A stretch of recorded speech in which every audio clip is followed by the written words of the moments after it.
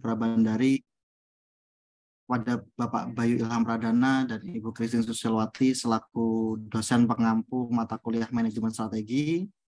Yang terhormat Bapak Final sebagai pemateri malam hari ini.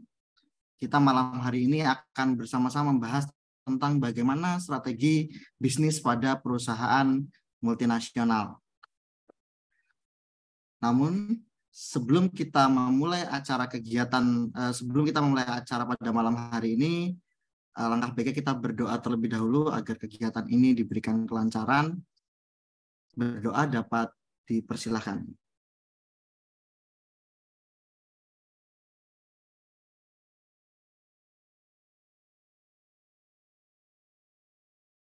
Baik, berdoa dicukupkan.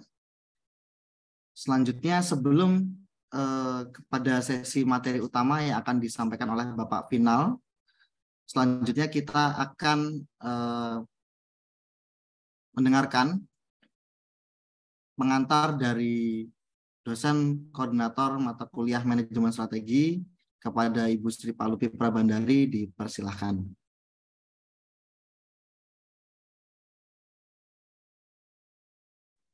Baik, terima kasih. Selamat malam, Assalamualaikum warahmatullahi wabarakatuh. Terima kasih Mas Dunga sudah bisa support untuk malam ini. Mohon izin saya menyapa dulu Pak Final sebagai dosen tamu kita yang sudah menyempatkan di jadwal-jadwal sibuk, karena besok juga sebenarnya tanggal merah ya, di masa-masa harusnya beristirahat mungkin ini. Tapi masih berkenan untuk bisa sharing dengan kita pada malam hari ini. Dan saya juga menyapa Pak Bayu Ilham Pradana dan Ibu Christine Susilwati sebagai dosen pengampu mata kuliah manajemen strategi, dan juga adik-adik mahasiswa semua yang sudah hadir pada malam hari ini. Saya ucapkan terima kasih banyak sekali ya. Ini yang join sudah lumayan banyak ini. Saya tadi sempat khawatir karena hari ini, 2 hari ini Pak Final, adik-adik ini mengikuti kegiatan manajemen entrepreneur day. Mereka 2 hari ikut expo bisnis, jadi mereka memamerkan ide bisnisnya begitu Pak Final selama 2 hari ini, dan baru selesai tadi sore. Dan kita ajak mereka untuk Zoom di malam hari ini. Semoga masih tetap semangat ya adik-adik semua. Boleh silakan nanti sambil makan malam ya. Tapi kalau bisa upayakan tetap bisa mendengarkan dengan baik gitu ya materi pada malam hari ini, karena materinya ini kalau menurut saya sangat penting sekali ya. Kita di masa-masa bisnis seperti sekarang ini ya, banyak sekali hal-hal baru ya yang terjadi, dan itu mungkin lebih cepat daripada informasi yang ada di buku atau mungkin materi-materi yang selama ini kita dengar begitu. Nah, kita mengundang Pak Final di sini. Ini sangat cocok sekali ya untuk bisa sharing, karena Pak Final ini punya banyak sekali pengalaman menjadi dari awal ya. Beliau mungkin akan bercerita juga bagaimana sejarahnya lah begitu ya. Suka-sukanya ya Pak, suka-sukanya, jangan dukanya. Yang pasti ada suka duka, tapi kayaknya banyak sukanya sampai sekarang beliau menjadi CEO sebuah perusahaan multinasional gitu ya.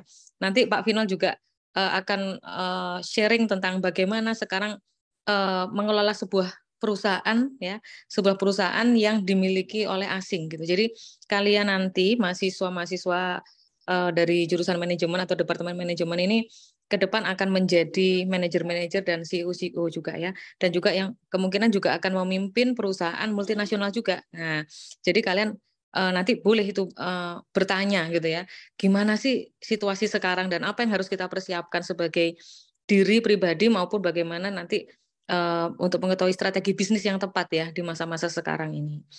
Mungkin kalian nanti akan memulai bisnis ya, membuat bisnis atau bekerja di sebuah perusahaan nasional atau lokal atau Indonesia begitu ya. Tapi mungkin dalam perjalanan waktu perusahaan itu akan dibeli oleh perusahaan dari luar. Nah, itu bagaimana nanti prosesnya? Nah, Pak Final akan banyak sekali bercerita nanti, dan kalian boleh bertanya mumpung kita ketemu seorang praktisi dan seorang CEO begitu ya. Baik, saya ucapkan terima kasih ya Pak Final sudah hadir. Dan semoga adik-adik bisa tetap semangat ini ya. Tolong pergunakan waktu kalian sebaik-baik mungkin untuk bisa mendapatkan ilmu dan pengalaman best practice-nya. Terima kasih, itu saja mungkin pengantar dari saya. Matur nuwun. Wassalamualaikum warahmatullahi wabarakatuh. Terima kasih Bu Palupi atas pengantarnya. Baik, teman-teman semua, seperti yang telah disampaikan oleh Bu Sri Palupi, bahwa Pak Final punya sangat banyak pengalaman, khususnya dalam mengelola bisnis dan juga perusahaan. Beliau juga saat ini sebagai CEO di salah satu perusahaan multinasional, kalau tidak salah di bidang agrochemical industry. Langsung saja kepada beliau, Pak Final Prasnanta, kami persilahkan. Baik, terima kasih Mas Dunga. Assalamualaikum warahmatullahi wabarakatuh. Selamat malam, salam sejahtera untuk kita semua. Yang pertama-tama, yang saya hormati Ibu Palupi, Pak Bayu, Bu Christine, dan tentu saja adik-adik mahasiswa FIB yang luar biasa. Tadi Bu Palupi sudah bercerita bahwa adik-adik ini kesibukannya luar biasa, tapi menyempatkan diri untuk belajar ya. Semoga saya bisa memberikan sedikit sharing, karena kalau tadi yang diceritain Bu Palupi, wah nanti bisa berhari-hari nanti ya. Tapi paling enggak, sesi kita berapa lama ya Bu ya? 2 jam, 1 jam? Berapa Mungkin lama untuk nih Mas Dunya? materi bisa 1 jam begitu ya Pak, nanti sisanya bisa diskusi. Oh ya. Atau mungkin lebih singkat dari itu, mungkin diperbanyak diskusinya juga. Monggo. Insya Allah Bu, ya. Baik, terima kasih. Saya izin sharing Bu ya.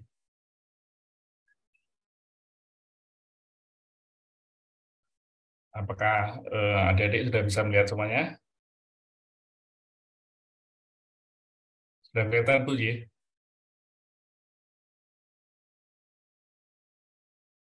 Halo, apakah sudah? Sudah Pak, sudah. Oh iya. Kita lihat. Ya, best practice-nya karena saya diminta oleh Bu Palupi ini menjadi, saya sangat berterima kasih Bu Palupi, ini menjadi kesempatan yang luar biasa bagi saya pribadi untuk bisa berbagi dengan adik-adik mahasiswa Brawijaya. Bu Palupi minta saya untuk sharing tentang mengapa perusahaan Cina ini bisa menguasai dunia ya. Salah satu strateginya apa? Salah satu strateginya adalah melakukan merger dan akuisisi ya, khususnya akuisisi perusahaan global. Oke, baiklah kita mulai. Ya, ini merupakan suatu kolaborasi dengan Universitas Brawijaya dengan praktisi yang sebetulnya saya sendiri adalah masih mahasiswa, muridnya Bu Palupi ini. Ya, adik-adik sekalian, seperti yang disampaikan oleh Mas Dunga, Bu Palupi tadi, saat ini saya memimpin perusahaan global bergerak di agrochemical industry. Tapi adik-adik mesti tahu bahwa suatu bisnis itu sebetulnya sama saja sebetulnya. Pasti ada benang merahnya. Kemudian saya memang dikenal punya pengalaman di change management, khususnya merger dan akuisisi. Dan saya cukup lama berkecimpung, sekitar 30 tahun, lebih tua dari usia adik-adik ya. Baik di posisi marketing, sales, maupun business development. Kemudian juga walaupun saya di perusahaan swasta, saya mendapat kesempatan menjadi juri, sebetulnya sudah cukup lama, tapi saya waktu itu menyanggupinya di tahun 2018 sampai sekarang, di Branding dan Marketing Award BUMN. Background saya pertama kali memang saya dari SMP bercita-cita waktu itu menjadi Menteri Pertanian Indonesia, tapi cita-cita kan selalu berubah, sehingga saya mengambil agriculture, saya ngambil di UNSUD saat itu.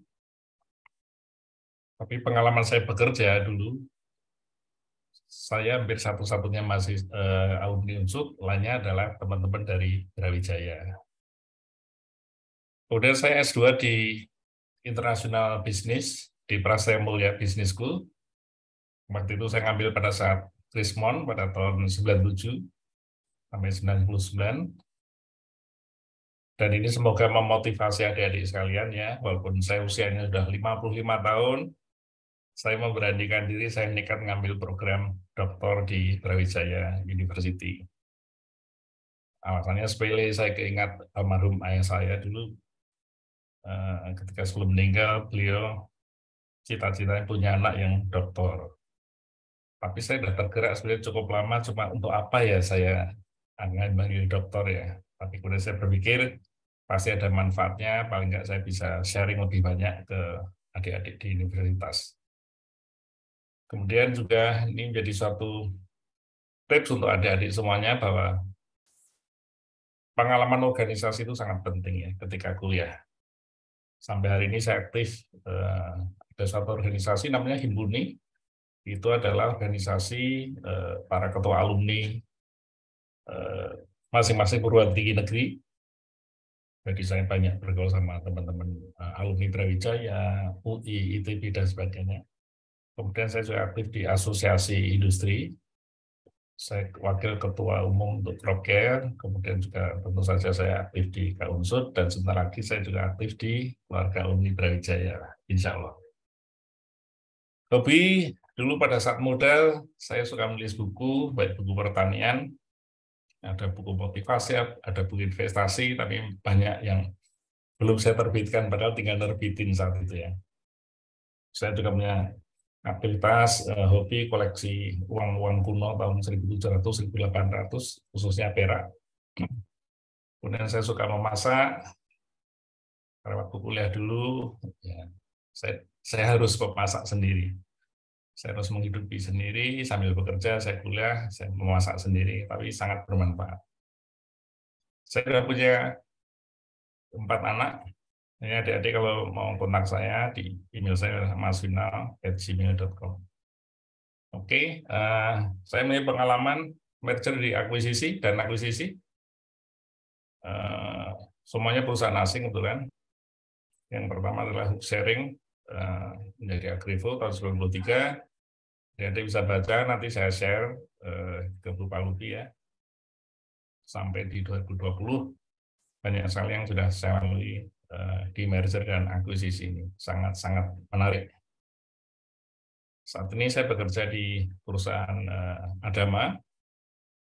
Adama ini dulunya adalah namanya Mahtesim Agan, perusahaan Israel dulunya, kemudian diakuisisi oleh raksasa Cina, ChemChina.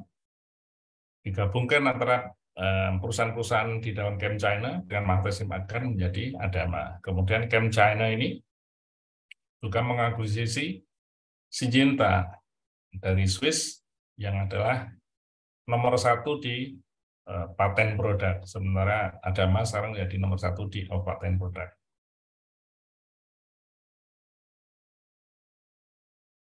Yang pertama, saya nggak akan mengajari pelajaran tentang porter ya. Tapi paling tidak adik-adik sekalian akan selalu ingat di strategic management, 5 forces porter ini sangat penting ya. Jadi persaingan di industri sangat ketat, ada persaingan dari pendatang baru, ada juga yang substitusi, yang banyak kan biasanya suka keliru antara substitusi dengan pemain lama misalkan. Ya, substitusi misalkan kalau kita naik pesawat, substitusinya berarti kereta atau bis ya. Dan seterusnya. Ini kalau cerita tentang ini, waduh, contoh-contohnya akan luar biasa banyak. Tapi saya yakin ada adik memahami semua. Sedikit tentang merger akuisisi. Merger akuisisi ini adalah strategi perusahaan yang paling radikal untuk menciptakan value creation ya. Strategi meningkatkan fungsi dan meningkatkan kompetitif bersaing perusahaan.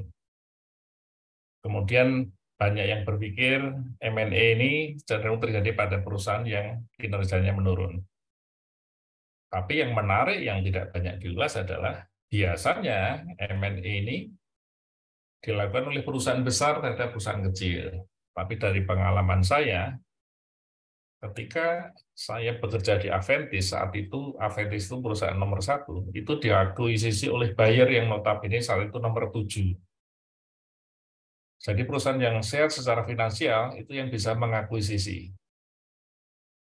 Kemudian saat ini banyak perusahaan investor dari sisi keuangan yang mengakuisisi beberapa perusahaan besar. Dan tren yang menarik mungkin 10 tahun terakhir ini adalah banyak perusahaan multinasional, baik Eropa atau Amerika, yang diakuisisi oleh perusahaan raksasa Cina. Pertanyaannya, why, kenapa ini terjadi? Mungkin dulu kita pernah dikagetkan, IBM diakuisisi oleh Lenovo, ya. Perusahaan Amerika kok bisa diakuisisi oleh perusahaan Cina, gitu. Kemudian kalau merger adalah biasanya ukuran perusahaan sama, mereka bergabung menjadi satu. Contoh Exxon Mobil itu sebenarnya awalnya dari Exxon plus Mobil, ya. Kemudian contoh banyak lagi, Kraft dengan Heinz menjadi Kraft Heinz. Kemudian Gojek dan Tokopedia, tentu saja adik-adik tidak asing, menjadi Goto, ya. Total asetnya setelah merger 155 triliun rupiah, besar sekali. Kemudian ada kasus di bank, ada BNI Syariah, Mandiri Syariah, BRI Syariah menjadi BSI. Total asetnya 265 triliun, besar sekali, ya. Pemerintah kenapa memergerkan perusahaan plat merah ini untuk syariah? Karena cita-citanya adalah Indonesia menjadi pemimpin bank syariah di dunia. Kemudian akuisisi adalah proses pembelian transaksi bisnis, ya, terhadap perusahaan lain. Contoh ada akuisisi ketika terjadi akuisisi saat itu Google, ya, mengakuisisi Android. Wah, ternyata tuh hanya 50 million, tapi keunggulannya luar biasa. Kemudian Google membeli YouTube, nah, YouTube meledaknya baru saat ini, ya, besar sekali. Dan seterusnya, nanti adik-adik juga bisa melihat perusahaan saya sebelumnya, Bayer mengakuisisi Monsanto, raksasa dari US. Kemudian ChemChina, nah ini yang menarik, ini perusahaan Cina, BUMN Cina, mengakuisisi Syngenta. Ini adalah saudara kami, saya dari Adama. Akhirnya Syngenta ini kami menjadi Syngenta Group. Akuisisi senilai 43 miliar US, besar sekali, ya. Nah, ini contoh adalah apa yang terjadi di perusahaan di industri kami, ya, ketika giant Chinese company mengakuisisi market leader. Pertama kali kita ChemChina di tahun 2011-an, 2012 mengakuisisi Mahtesim Agan dari Israel. Mahtesim Agan sendiri adalah perusahaan hasil merger dari Mahtesim dan Agan. Kemudian di bawah ChemChina ini banyak sekali perusahaan-perusahaan pestisida yang kecil. Kemudian dilebur menjadi namanya Adama, ya. Tidak berapa lama ChemChina ini nggak puas membeli nomor 1 untuk paten, dia juga membeli di segmen yang paten. Syngenta yang nomor 1 dibeli.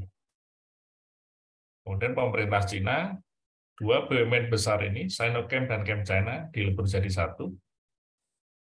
Kemudian untuk bisnis kita, dilebur sebagai Syngenta Group. Jadi kalau Syngenta Group itu ada pestisida, ada benih jagung, ada Adama, dan ada Syngenta Group di China. Ini adalah yang mengantarkan. Nah, kalau adik-adik lihat ChemChina, itu dari websitenya, kita bisa tahu ChemChina itu perusahaan konglomerasi. Ada bisnis tentang chemical, memang dia raksasa chemical yang utamanya, ya, chemical base lah, walaupun ada konsultan service juga. Tapi yang menarik di sini adalah walaupun namanya ChemChina, gambarnya udah bule, ya. Ketika Presiden Direktur ChemChina sama Sinochem waktu itu bos besar sekali berkunjung ke Indonesia waktu itu, saya menyempatkan menemani makan malam, beliau berjanji bahwa nama perusahaan merger sesama BUMN Cina ini tidak akan berbau Cina. Digantilah namanya Syngenta Group. Ini pinternya Cina, ya. Karena Syngenta kan Swiss-based company, Kalau Syngenta Group dengan ChemChina Group kesannya berbeda, nilai jualnya menjadi berbeda. Kemudian di industri kami, agrochemical, kalau kita lihat berbagai akuisisi, Bayer ini Jerman akuisisi Amerika, DuPont merger sesama Amerika, dan ini yang saya kotakin adalah akuisisi terbesar ChemChina terhadap Syngenta. Kemudian yang menarik dicermati di sini adalah invasi Cina ke daratan Eropa. Jadi perusahaan Cina ini sudah memiliki kehadiran besar di Eropa dan investasi sejak tahun 2000 itu lebih dari 180 miliar US. Besar sekali. Banyak perusahaan Eropa yang dibeli oleh Cina, misalkan ada Volvo, kemudian ada perusahaan taksi Inggris itu juga dibeli Cina, kemudian produsen ban Pirelli itu diakuisisi oleh perusahaan kami, ChemChina, kemudian ada pelabuhan di Yunani, Piraeus, juga diakuisisi, Syngenta tadi sudah dibahas, dan banyak lagi, sampai Spotify, perusahaan Swedia juga diakuisisi oleh investor Cina. Demikian pula akuisisi Hill House Capital yang di Hong Kong atau terhadap Philips, ini adalah salah satu investasi yang sangat besar. Kemudian perusahaan internet China, Tencent ini juga membeli Sumo Digital, perusahaan pengembang game asal Inggris, dan seterusnya. Jadi dari laporan kantor berita Xinhua, investasi Cina ini luar biasa. Sudah membeli 150 perusahaan di Eropa dengan total aset 12,4 miliar di tahun 2021. Berdasarkan laporan dari Ernst & Young Consultant Company. Jadi pertanyaannya pasti, kenapa sih ada akuisisi besar di Cina? Kemudian bagaimana invasi Cina ke Amerika? Ya, tadi pengantarnya udah ada gambar IBM, dipilih Lenovo ya. Kemudian banyak juga perusahaan besar seperti perusahaan bioskop AMC dimiliki Cina. Kemudian General Motors dimiliki oleh Shanghai Automotive Industry. Ada Snapchat, Hilton, General Electric, itu semua dibeli Cina. Jadi luar biasa sekali investasi Cina di dunia ini, baik di Amerika maupun di daratan Eropa. Pertanyaannya, mengapa perusahaan-perusahaan raksasa itu di Cina mengakuisisi perusahaan raksasa global dan banyak perusahaan BUMN Cina malah, ya, bandingkan dengan perusahaan BUMN Indonesia. Saya sedikit banyak tahu tentang perusahaan BUMN Indonesia karena saya setiap tahun jadi juri BUMN, tidak seberani perusahaan Cina, ya, sama-sama plat merahnya beda sekali. Karena transparansi di sana sangat luar biasa. Yang pertama alasannya ketika kampanye Presiden Xi Jinping, kampanye anti korupsi, itu merupakan suatu insentif untuk memarkir aset di luar negeri. Kemudian juga adik-adik ketahui beberapa tahun belakangan, laju pertumbuhan ekonomi di Cina ini melambat. Kadang disengaja, supaya tidak terlalu cepat. Tapi pinternya pemerintah Cina adalah tadi memarkir uangnya di luar. Ya, jadi tingkat pertumbuhan di Cina masih tetap lebih tinggi dibanding dari negara-negara yang diakuisisi. Kemudian alasan lain yang menarik adalah ketika perusahaan ini mengakuisisi itu banyak hal. Ada satu aset, ya adik-adik belajar di manajemen strategi. Manajemen strategi itu kan integrated, pendekatan integrated ya, ada marketing, kemudian ada human resource, ada supply chain dan sebagainya. Salah satu asetnya adalah merek. Merek ini kan brand itu sesuatu yang luar biasa. Wah, saya kalau ngomong branding bisa 2 hari nih. Kemudian teknologi juga itu dibeli. Jadi ketika perusahaan Cina ini mengakuisisi perusahaan Israel saat itu, yang cikal bakal perusahaan yang saya sekarang bekerja, orang-orang Israel itu kan sangat talented, sangat pintar sekali, bekerja keras sekali. Tapi keuangannya sangat kuat Cina. Jadi Cina ini membeli teknologi. Orang-orang Israel yang sangat pintar tadi dibawa ke Cina, dia disuruh mendevelop beberapa pabrikan full dari orang-orang Israel tadi. Nah, orang-orang Cina ini sebagai eksekutor, ada transfer knowledge. Sebenarnya ini hal yang biasa.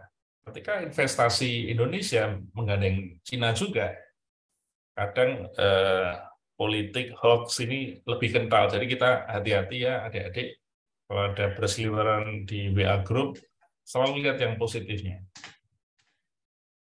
Ketika Cina investasi di Indonesia, pasti mereka juga mengirim expertnya ke Indonesia. Dan itu untuk proses alih teknologi. Dan itu menjadi suatu keharusan dimanapun berada, bukan hanya perusahaan Cina. Demikian pula ketika Cina membeli IBM juga transfer teknologi dari Amerika ke Cina. Ya. Kemudian juga ketika suatu perusahaan membeli perusahaan lain itu, yang banyak dilupakan adalah perusahaan itu sebenarnya membeli talenta, membeli bakat-bakat yang luar biasa, membeli expert SDM yang luar biasa. Banyak perusahaan yang keliru adalah ketika mereka merger akuisisi, mereka melakukan pengurangan karyawan, tapi kadang-kadang polisinya adalah menawarkan siapa yang mau mengundurkan diri secara sukarela. Sebenarnya ini salah ya, sebenarnya ini salah. Yang benar adalah memberi pesangon ke mereka yang kurang bertalenta, mereka yang performanya rendah itu oke, dikurangi, tapi justru orang-orang yang expertnya tinggi itu yang harus dipertahankan dari dua perusahaan yang berbeda ini. Beberapa perusahaan kaya dunia sekarang menganggap kepentingan China lebih menarik daripada harus tunduk pada aturan pasar global atau barat. Sebagai contoh, ketika ChemChina menjadi pemilik untuk Syngenta, itu mengacu belajar dari pengalaman sebelumnya bahwa mereka pernah mengakuisisi perusahaan sejenis dari Israel. Dan ini termasuk fenomena di Cina, pasti ada pro dan kontranya. Demikian pula fenomena waktu itu di Israel maupun di Swiss, perlawanannya sangat tinggi. Yang gelombang anti Cina, investasi Cina itu banyak sekali di seluruh dunia.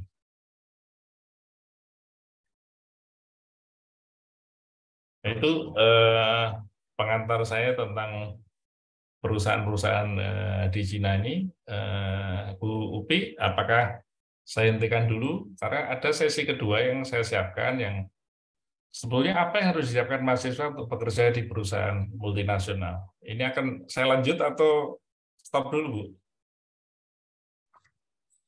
Monggo bisa, mungkin kita bisa ini dulu, dikembalikan ke Mas Dunga, Mas. Mungkin bisa ditawarkan ke teman-teman. Jika ada pertanyaan, silakan.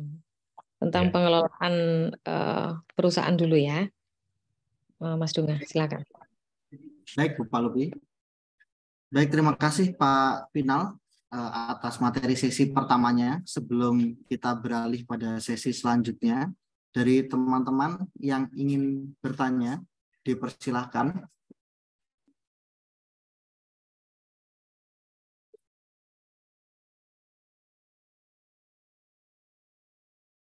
Ada Mas Rafael itu.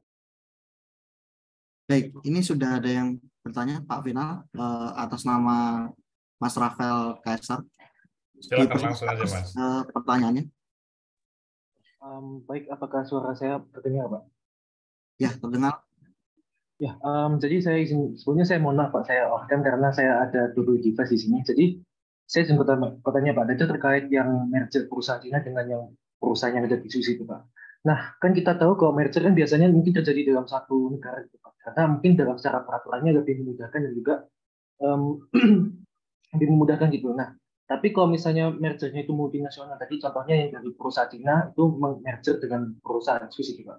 Nah, itu kira-kira secara peraturannya gimana Pak? Atau secara proseduralnya itu gimana Pak? Secara apa ya? Secara simpelnya gitu Pak, karena saya masih kurang memahami kenapa bisa perusahaan itu merger gitu dari Cina dan Cisco. Akuisisi mungkin lebih masuk akal, tapi kok merger itu gimana Pak? Ini mungkin yang saya tanyakan Pak.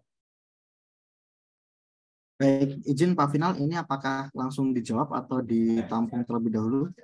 Ya, boleh. Bisa langsung saya jawab ya. Baik, silakan Pak Final. Ya.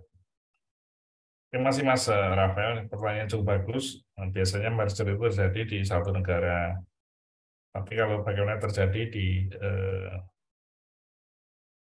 lintas negara, ya itu memang pasti ada prosedurnya. Ya. Prosedurnya bagaimana? Prosedurnya sangat-sangat pelik ya. Ini tadi cukup jeli Mas Rafael.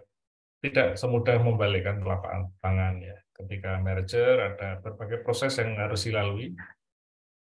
Sehingga dua perusahaan ini sebenarnya baik lokal maupun perusahaan internasional itu sama ya. Ketika kita melakukan akuisisi misalkan di Indonesia, perusahaan A akuisisi perusahaan B atau perusahaan A merger dengan perusahaan B itu tidak boleh lebih dari misalkan ya kalau nggak salah market share tidak boleh lebih dari 25%. Jadi ada undang-undang monopolinya.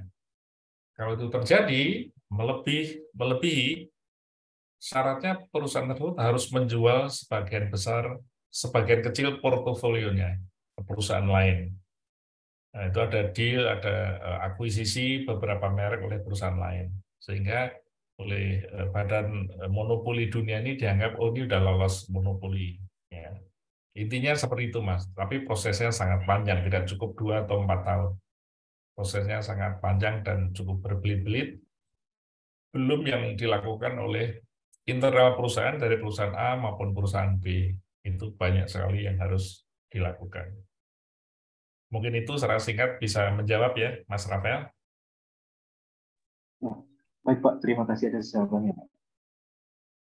Apakah ada yang ditanyakan lagi dari Mas Rafael? Mungkin dari saya cukup Pak. Baik. Dari teman-teman yang lain, apakah ada yang ingin ditanyakan?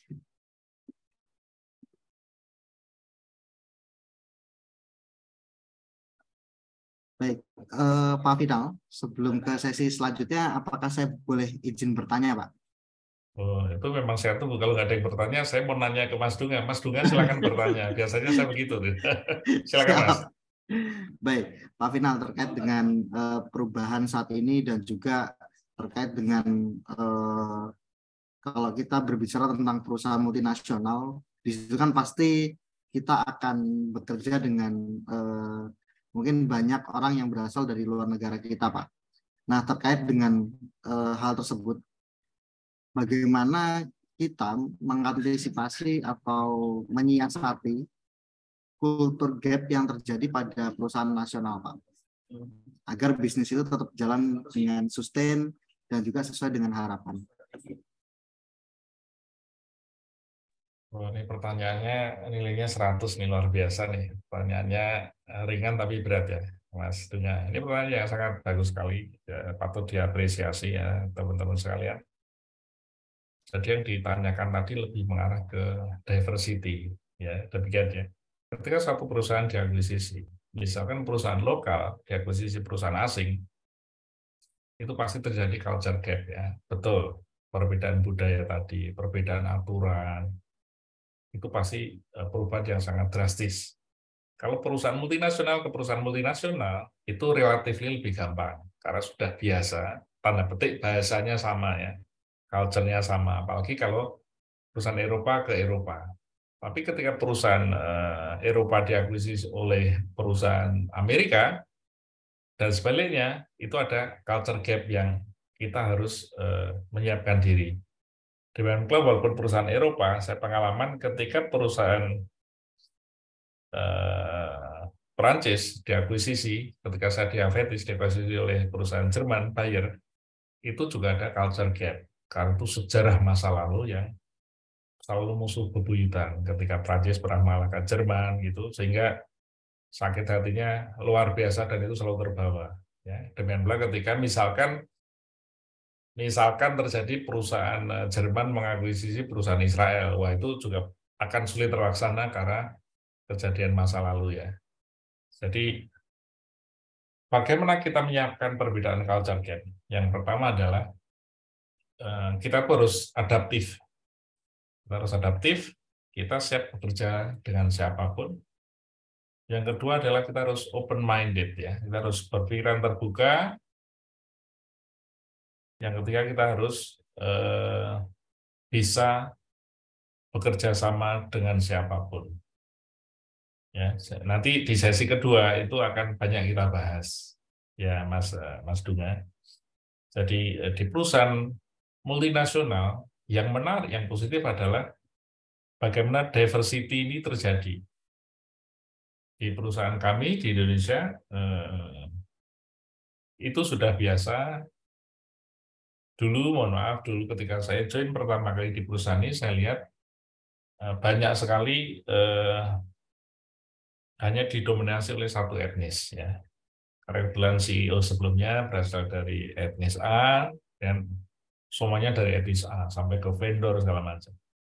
Tapi ketika saya masuk ya karena kita Bhinneka Tunggal Ika itu kita terapin mau dari suku Bali ada, suku Jawa, Sunda, Ambon itu ada. Karena perbedaan itu adalah rahmat. Betul ya? Kemudian yang kalau kita sudah biasa bekerja dalam perbedaan, yang kita lihat adalah bahwa bahasanya harus sama. Bahasa dalam arti culture-nya harus sama. Culture dari perusahaan itu apa? Itu pimpinan itu harus jelas. Bahwa perusahaan ini mau dibawa kemana. Sehingga semua orang berpikirnya ke depan. Jadi bukan memikirkan kotak-kotaknya, ngeblok-ngebloknya, itu nggak ada. Walaupun kita tidak bisa munafik, pasti ada politik di dalam organisasi, itu ada ya. Mungkin ada. Itu ya Mas Dunga ya. Baik, Pak Final. Mungkin ini Pak, berarti untuk lebih lengkapnya dibahas di sesi kedua nanti ya Pak? Ya, insya Allah nanti ya. Saya harap nih teman-teman aktif ya. Jadi nanti Bu Palupi dan teman-teman pengajar nanti akan menilai gitu. Siapa adik-adik yang partisipasinya aktif, itu yang nilainya akan lebih bagus ya. Siapkan pertanyaan dari sekarang. Ya. Bagaimana? Kita mulai sesi kedua? Baik, Pak Final. Oke. Silahkan. Saya izin share ya, Mas.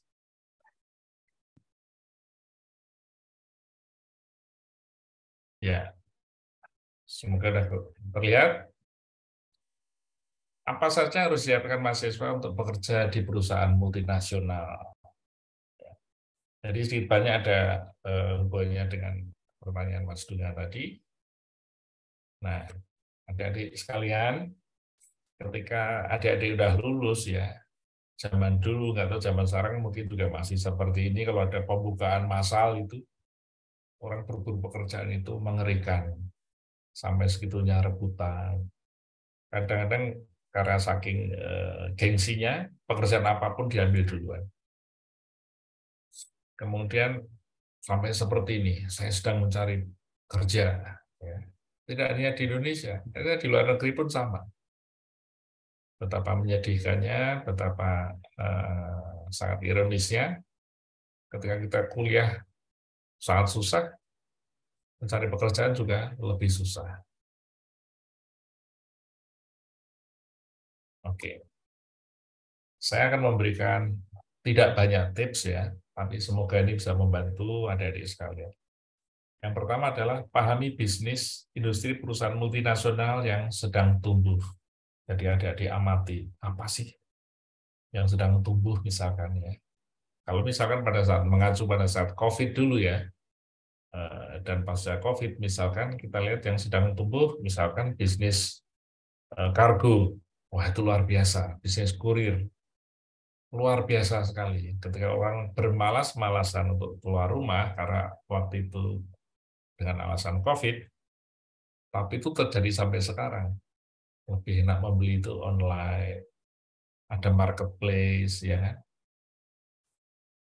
Industri pertanian juga tumbuh, misalnya tanaman pangan dan pendukungnya. Kenapa? Ya karena orang selama masih makan, pasti akan tumbuh. Apakah industri pertanian hanya membutuhkan sarjana pertanian? Tentu saja tidak.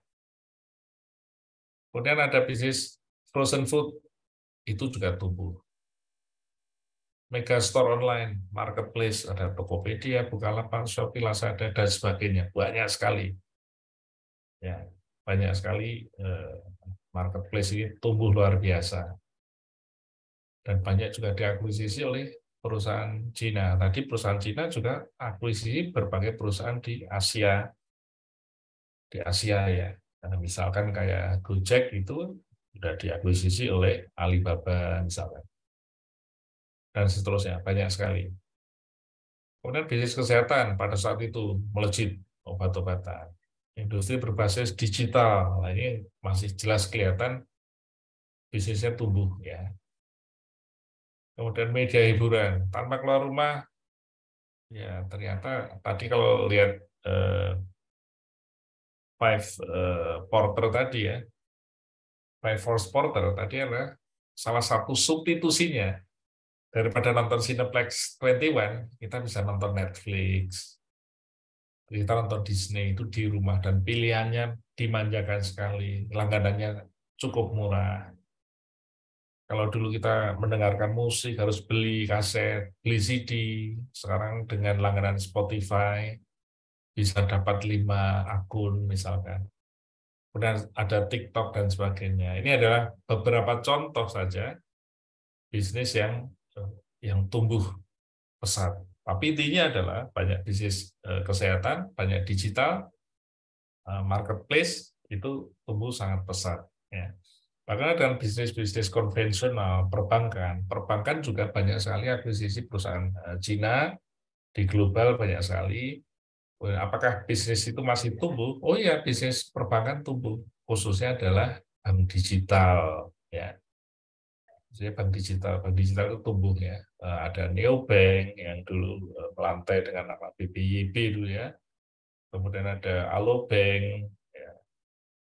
Dan BCA juga meluncing Blue misalkan, dan sebagainya. Itu tumbuh cukup besar. Kemudian kalau adik-adik biasa berlangganan Shopee, mereka juga punya bank tersendiri, namanya Cbank ya, bank digitalnya ya. Jadi banyak sekali industri yang tumbuh, tinggal adik-adik melihat apa yang kira-kira menarik bagi saya. Ya, di luar ini masih banyak sekali. Kemudian tips yang kedua adalah pahami perusahaan, kalau sudah kita segmen apa yang kita bidik, kemudian pahami perusahaan multinasional yang akan kita lamar. Misalkan, oh saya tertarik ini melamar di perusahaan multinasional A. Ya kita harus siapin perusahaan multinasional A itu kiprahnya bagaimana, kita cari informasi sebanyak-banyaknya. Ya, kita gali sebanyak-banyaknya, kita kumpulin, kita pelajari, baru kita apply, baru kita nanti interview, sehingga kita siap membuat lamaran pekerjaan. Jangan yang generik, kita harus customize, harus kita fokus satu perusahaan ini, sekali ngelamar harus dapat. Dulu prinsip saya seperti itu, ketika saya melamar pekerjaan, 3 kali ngelamar ya 3 kali harus keterima. Apakah bisa? Bisa sebetulnya, dengan persiapan yang lebih bagus. Oke, nah yang ketiga ini, ada hubungannya dengan pertanyaan yang menarik ya dari Mas Dunga tadi, bahwa lebih banyak ke arah soft skill sebetulnya. Sebenarnya soft skill apa sih yang dibutuhkan ketika kita bekerja di perusahaan multinasional? Yang pertama adalah kemampuan berkomunikasi, baik verbal maupun tulis. Jadi kalau saya selalu lihatnya orang yang komunikasinya oke. Yang saya lihat pertama kali bukan IP-nya yang tinggi, tapi IP kalau bisa ya minimal 3,0. Kemudian adaptif, mampu bekerja secara mandiri ataupun secara tim. Banyak orang yang sangat pinter, sangat oke, tapi bisanya bekerja sendiri. Ketika bekerja sama dalam tim, akan kesulitan. Dia tidak mau dipimpin, ataupun ketika dia memimpin, dia nggak bisa. Karena selalu menyalahkan anak buah, dan sebagainya. Ini adalah suatu keterampilan yang bisa dilatih, didapat ketika mahasiswa berorganisasi. Kemudian percaya diri. harus percaya diri, harus pede. Nah, untuk meningkatkan percaya diri, bukan hanya pede, itu biasanya yang kita lakukan adalah kita melakukan persiapan lebih bagus. Ketika adik-adik menyiapkan diri lebih bagus, adik-adik itu sudah menang 50%. Kemudian kemampuan memimpin itu jelas. Ya, akan kelihatan ketika di interview, orang ini tegas, orang ini kelihatan sekali dalam berkomunikasi, kelihatan sekali dalam memimpin. Kita di tes pertanyaan soal kepemimpinan juga akan kelihatan bisa menjawab. Kemudian disiplin, terorganisir, dan komitmen tinggi terhadap tugas yang dibebankan. Ini juga akan kelihatan ketika di interview, kalau seseorang menjawabnya muter-muter, itu biasanya tidak terorganisir. Kemudian komitmen yang tinggi terhadap tugas ini juga sangat-sangat penting. Karena banyak orang pinter, tapi komitmennya tidak bagus. Ya. Jujur itu adalah bukan sesuatu yang mewah, tapi itu basic. Ulet dan tidak menyerah. Kemudian mau belajar, ya kalau mau belajar ya misalkan, saya selalu ngambil contoh paling gampang ketika kita melihat sebuah gelas. Ketika gelas itu kita isi air, kalau tutupnya kita tidak buka, airnya nggak akan pernah masuk. Terkadang kita berpikir kita sudah pinter. Semakin Anda merasa tahu, itu menunjukkan semakin Anda tidak tahu. Harus mau belajar pada siapapun dan harus memiliki wawasan yang luas ya. Misalkan saya di usia 55 tahun ini, wah, kalau mau kuliah sama Bu Palupi itu saya udah kelabakan nih. Saya harus nyiapkan sebelum pelajaran kuliah dari Bu Palupi. Wah, nanti Bu Palupi kira-kira akan banyak ngobrol apa ya? Saya bisa nyambung apa enggak ya? Kemudian akrab dengan IT. Sekarang bukan hanya IT aja ya. Sekarang dengan artificial intelligence, AI, Internet of Things, dan segala macam. Adik-adik harus tahu, paling enggak tahu wawasannya. Bukan hanya pintar menggunakan handphone. Ya. Mampu berbahasa Inggris secara aktif, baik verbal maupun tulisan. Pak, belajar bahasa Inggris kalau saya dapat dari SMP sampai kuliah, kan itu sedikit waktunya. Saya nggak punya biaya, Pak, untuk saya kursus. Oke, bukan alasan. Ya. Dengan segala keterbatasan, saya dulu juga belajar. Ketika saya masuk perusahaan multinasional, saya pikir bahasa Inggris saya bagus, karena nilai saya selalu di atas 90 gitu ya. Saya bukanlah siapa-siapa. Jadi jangan pernah besar kepala dulu. Saya mau ngomong, kelemahan kita adalah ngomong gitu. Itu saya catat dulu awal-awalnya. Kemudian sekarang adik-adik itu ada teknologi, ada YouTube ya. YouTube itu kayak lautan luas sekali. Adik-adik mau cari yang negatif atau mencari yang positif semua tersedia. Saya aja masih suka belajar ya, grammar, oh ini ya. Di YouTube semua ada. Latihan ngomong bisa. Dan itu gratis. Yang kedua, belajar bahasa Inggris. Saya dulu punya mertua, udah almarhum, dari keluarga yang sangat tidak mampu, tapi beliau sampai hanya lulusan SMA, sampai bisa mengajar bahasa Inggris. Belajarnya dari mana? Dari nyetel radio ABC, ABC, sama BBC. Jadi adik-adik tidak ada alasan. Nah, kalau mau sedikit ada biaya murah, dekat kampung Inggris ya, di Kediri, itu juga bisa.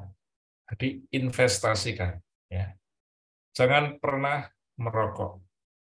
Satu, itu tidak sehat. Lebih bagus uangnya diinvestasikan ke hal yang positif, tanpa harus disuruh oleh para dosen. Jadi semuanya harus berasal dari dalam diri sendiri.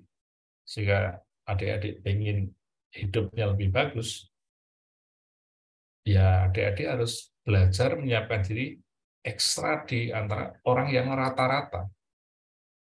Orang rata-rata itu bisa DIP-nya tinggi, bisa gitu. Tapi bagaimana orang yang sukses adalah yang menguasai soft skill seperti yang sudah saya bahas tadi. Inisiatif, kreatif, inovatif. Ini semua bisa terbentuk dari kebiasaan. Kebiasaan itu tumbuh karena kita pertama kali berusaha belajar dan kita melakukan sehari-hari, dan lama-lama menjadi suatu kebiasaan yang positif. Ya. Saya pikir ini cukup banyak yang soft skill yang kira-kira dibutuhkan. Suatu ketika saya pernah diundang, kebetulan saya dulu penerima beasiswa Jarum, yang pertama di UNSUD, ya. Semester 3 saya sudah dapat, harusnya semester 5. Tapi saya bilang saya berani diadu gitu. Kebetulan mungkin nama saya final, jadi saya beruntung. Suatu ketika saya diundang oleh Yayasan Jarum untuk memberi, bukan pembekalan lah, diskusi dengan 88 rektor perguruan tinggi. Di situ saya diminta sharing tentang soft skill, ya. 1 jam ngomong tentang soft skill, kemudian dijalan oleh para rektor.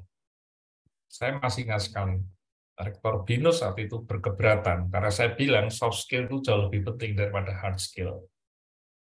Saya tidak rela, Pak Final, saya mendidik anak saya 4 tahun lamanya, Bapak bisa mengatakan bahwa soft skill lebih penting. Tapi kenyataan di dunia kerja itu memang seperti ini. Kalau hanya pinter teoritis saja nggak bisa. Kalau dia nggak bisa kerja sama, percuma dia pinter. Jadi pentingnya berorganisasi, adik-adik seperti ini.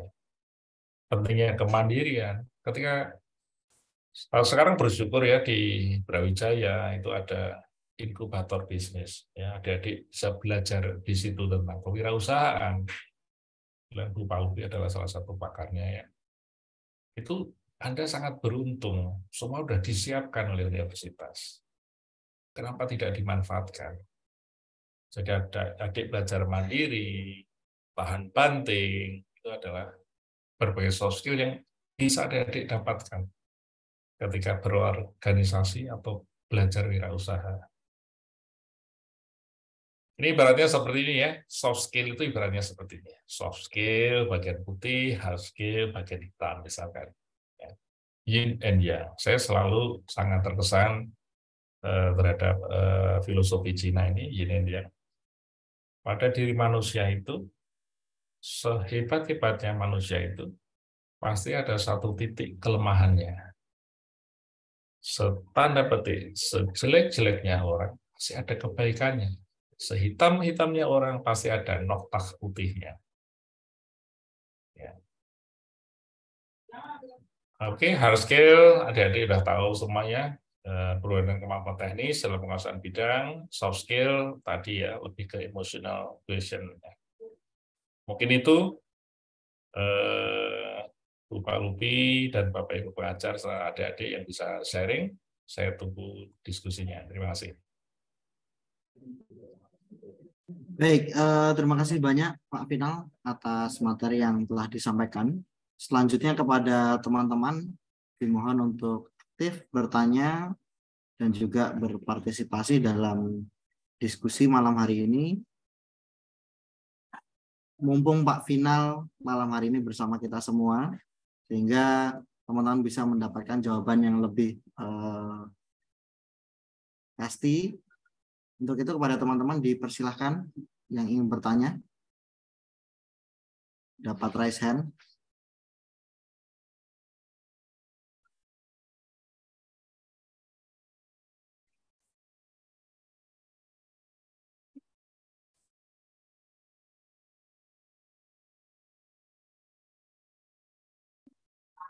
Ayo, jangan takut-takut bertanya. Bertanya itu gratis loh, ya. Bisa dari materi dari awal tadi, kemudian sampai materi yang paling akhir. Ya, kalau nggak ada yang bertanya, berarti presentasi saya sangat membosankan.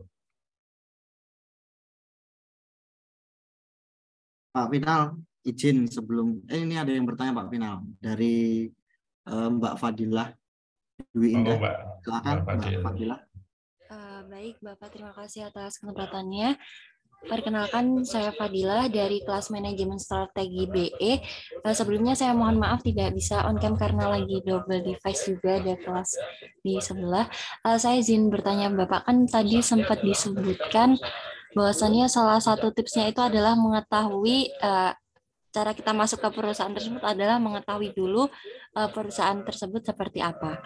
Nah, di sini adalah pertanyaan saya bagaimana cara kita untuk mengetahui apa yang dibutuhkan perusahaan tersebut kalau kita itu tidak punya relasi gitu di dalamnya. Sedangkan kan biasanya informasi-informasi yang ada di internet itu mungkin masih terbatas gitu ya Pak. Mungkin masih secara umum seperti itu sih Pak. Terima kasih. Baik, terima kasih Mbak Fadila. Jadi pertanyaannya bagaimana cara mengetahui kita harus tahu kan perusahaan itu seperti apa ya. Nah, sementara kita tidak punya misalkan kerabat atau teman yang kerja di perusahaan tersebut ya. Jadi adik-adik sadari sebetulnya adik-adik ini hidup di zaman yang jauh serba mudah ya. Harus mensyukuri yang luar biasa. Semua informasi itu di ujung jari. Kalau misalkan kita nyari internet itu banyak sekali sebetulnya. Banyak sekali. Kita nyari apapun banyak sekali. Nyari jurnal itu banyak sekali. Bagi informasi tentang suatu company. Kalau company itu bagus, pasti informasinya cukup banyak yang bisa kita gali ya. Yang kedua, mungkin saya bisa sharing, zaman dulu kan nggak ada internet. Bagaimana kita bisa mendapatkan informasi? Adik-adik bisa mendayagunakan, ada alumni Brawijaya kan udah luar biasa, networking-nya luar biasa. Adik-adik bertanya, kapan ada kumpul alumni misalkan, atau bertanya ke teman-teman alumni yang sudah sukses, itu juga salah satu cara. Bayangin saya dulu dari universitas yang lebih kecil daripada Brawijaya, saya berasal dari UNSUD. Ya. Yang saya lakukan adalah karena saya nggak mau kalah sama alumni perguruan tinggi lain, saya membuat networking. Networkingnya prioritasnya adalah bukan alumni UNSUD. Ada dari saya bekerja pertama itu networkingnya saya dapat dari alumni Brawijaya. Maka saya tadi cerita semua senior saya itu dari Brawijaya. Karena lowongan saat itu di Jawa Pos. Ya, sementara saya tinggal di Klaten di Jawa Tengah, saya nggak dapat info. Nggak masalah. Jangan pernah menyerah. Anda lihat di lapangan, ini ada perusahaan ini bagus, saya cari. Siapa sih petugasnya? Oh, orang alumni Brawijaya, saya tanya. Kalau kita positif, bayangkan seperti kita selalu mengaca ya di adik sekalian. Ketika Anda di depan kaca, Anda tersenyum, kaca itu juga pasti akan tersenyum. Nggak mungkin kaca itu akan cemberut, betul nggak? Ketika Anda bertanya baik-baik ke seseorang yang walaupun belum dikenal pun, dengan sopan santun, attitude yang baik, pasti dijawab, pasti disupport. Itu dulu yang saya lakukan. Saya dapat info dari teman-teman kakak kelas dari Brawijaya. Jadi networking saya bertambah. Kemudian pengalaman saya kedua, saya dapat info networking dari teman-teman Universitas Pajajaran. Ya, selama Anda positive thinking, tidak pernah menyerah, pasti bisa. Apalagi sekarang, di ujung jari, semua informasi betapa gampangnya. Ya, semoga ini bisa membantu adik-adik lebih termotivasi. Apa yang saya sharing ini bukan saya kesombongan, bukan, tapi bagaimana di zaman susah pun kita harus bisa survive, apalagi di zaman yang serba mudah, di zaman yang penuh teknologi. Demikian Mbak Fadila, Mas Dunga. Monggo pertanyaan yang lain. Baik, terima kasih Pak Final. Silakan dari teman-teman yang lainnya dapat raise hand untuk yang ingin bertanya.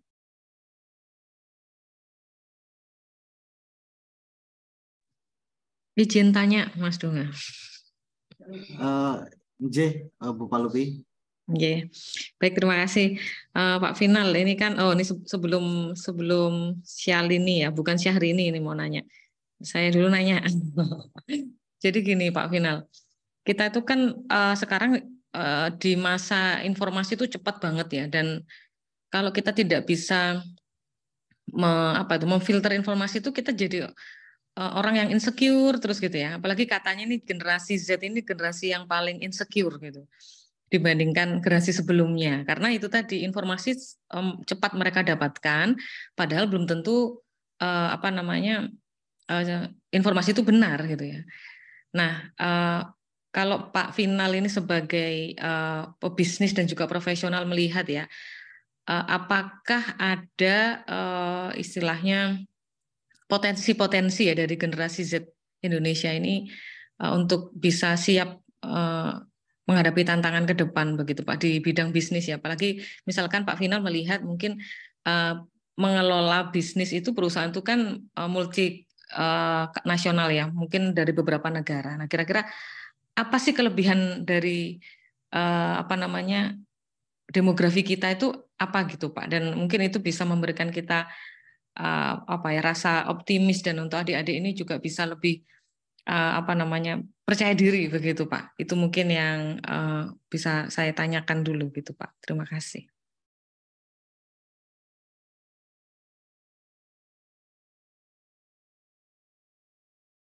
Ya, sangat bagus dan sangat valid ya. Jadi generasi Z ini dipandang sebagai generasi insecure, ya, penuh ketidakpastian, persaingan semakin besar, tantangan semakin lebar. Yang menarik adalah ketika saya melakukan survei kecil-kecilan di dunia BUMN sekalipun, itu 60% adalah mereka generasi muda semua, generasi Z. Luar biasa. Bayangan saya dulu adalah BUMN itu, waduh, very old style. Ternyata minimal itu 60% sampai 80%. Generasi Z itu pasti punya keunggulan. Ketika memimpin suatu generasi Z, ya, misalkan saya memimpin suatu BUMN, katakan misalkan ya, BUMN biasanya karyawannya banyak. Generasi Z itu, atau di multinasional, keunggulannya apa? Generasi Z ini adalah talenta itu banyak sekali. Ya. Mereka lebih inovatif, lebih cepat tanggap ya. Kemudian mereka lebih kreatif ya. Jadi generasi adik-adik ini generasi yang sangat kreatif. Kekurangannya apa? Kurang adaptif. Cepat bosen. Kalau mau bekerja langsung pengennya itu very transaksional gitu ya. Maunya gajinya gede gitu ya. Tapi jam kerja nggak mau lembur misalkan. Jadi kalau kita bekerja di perusahaan multinasional, ataupun dimanapun, saya selalu bilang bahwa kita seperti kita merit pada perusahaan tersebut, ya harus total, kita berikan total yang terbaik. Nah, generasi sekarang, kelemahannya adalah sangat transaksional. Nah, gue perlu dikasih job expansion, ya wani piro kan, biasanya seperti itu jadi menjadi suatu kebiasaan. Tapi di satu sisi, generasi sekarang itu sangat-sangat cerdas, sangat-sangat cepat, ya, sehingga kalau kita melihat bisnis-bisnis baru yang ditelurkan itu banyak kan memang dari generasi Z ya, baik di multinasional maupun di BUMN itu semua ide itu cemerlang itu dari generasi Z. Nah, sehingga kita harus tahu bagaimana mengelolanya ya. Jadi kalau kita sebagai orang tua, kita tahu ini persis seperti kita mengelola anak. Di masing-masing anak pasti ada keunggulan, ada kekurangannya, sehingga kita treatment-nya lebih satu-satu ya, berbeda gitu. Mungkin itu ya Bu Palupi ya. Ya, terima kasih. Terima kasih Pak. Ini ada pertanyaan Mas Dunga dari Mbak Syalini. Baik, terima kasih Bu Palupi. Ini sudah ada pertanyaan Pak dari Mbak Syalini. Silakan Mbak Syalini untuk menyampaikan pertanyaannya. Baik, Pak. Terima kasih atas kesempatannya. Perkenalkan, nama saya Syalini Dian dari kelas BG. Jadi saya ingin bertanya mengenai tadi kan kalau misalnya kita itu mau melakukan merger gitu Pak sama perusahaan. Nah, tapi perusahaan ini tuh kayak kan tadi di kandidat karyawan itu ada akrab dengan teknologi IT gitu kan Pak. Salah satu syaratnya. Nah, kalau misalnya kita mau melakukan merger dengan perusahaan yang kayak skill IT, kayak bergeraknya dalam bidang teknologi yang kayak lebih tinggi gitu. Sedangkan kemampuan perusahaan kita terkait dengan IT atau teknologi itu kayak nggak terlalu seberapa gitu. Baiknya kita melakukan melakukan merger itu setelah kita setelah kita melakukan pelatihan ke karyawan kita atau langsung aja gitu Pak. Kira-kira saya nggak jelasinnya ini nggak ya Pak? Bisa mengerti nggak? Gitu Pak, terima kasih.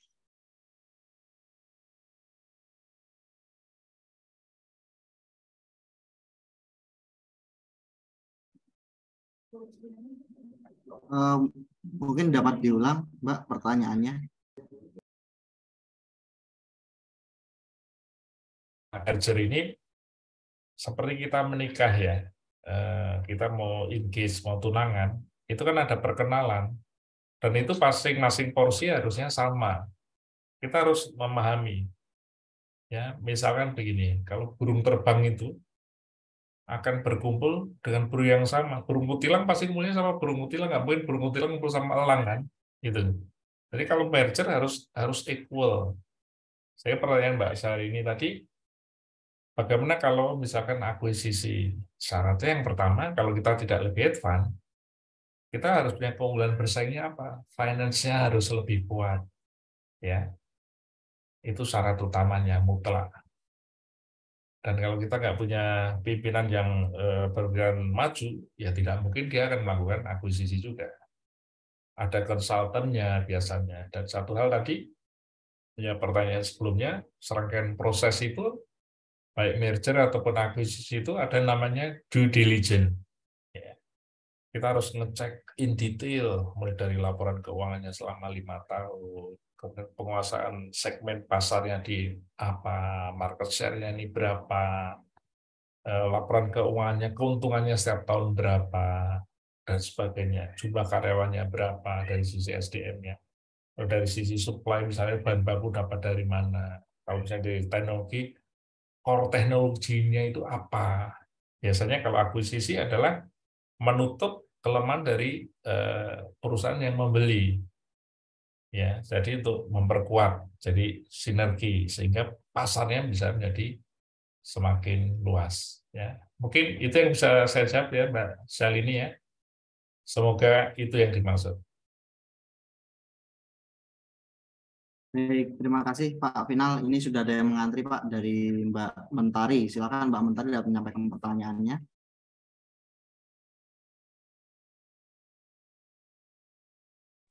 Baik, terima kasih Pak atas kesempatannya. Saya Mentari dari kelas BG dengan NIM akhir 012, izin bertanya. Jadi kan sebelum kita melakukan merger itu, kita perlu melakukan analisis keuangan untuk mengevaluasi kelayakan mergernya gitu.